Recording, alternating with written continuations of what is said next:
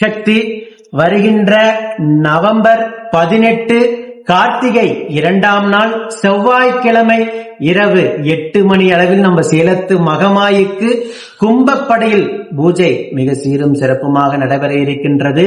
இந்த வீடியோ எதற்காகனா ஒவ்வொரு மாதம் வீடியோ போட்டுட்டு இருக்கோம்.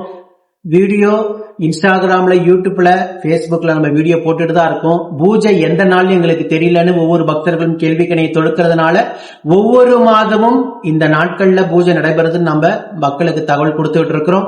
எல்லா பக்த கோடி பெருமக்களும் நவம்பர் 18 செவ்வாய்க்கிழமை இரவு 8 மணிக்கு பூஜை ஆரம்பம்.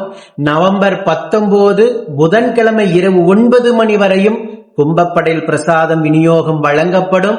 அதே போல கும்பப்படையிலுக்கு வருகின்ற தம்பதிகள் எத்துணை அமாவாசை வந்தாலும் அம்மன் விக்கிரகத்தை மடியில குழந்தையாக சுமந்து ஆலயத்தை சுத்தி வந்து இறக்கிட்டு தான் கும்பப்படையில் பிரசாதம் வாங்கி சாப்பிடணும்.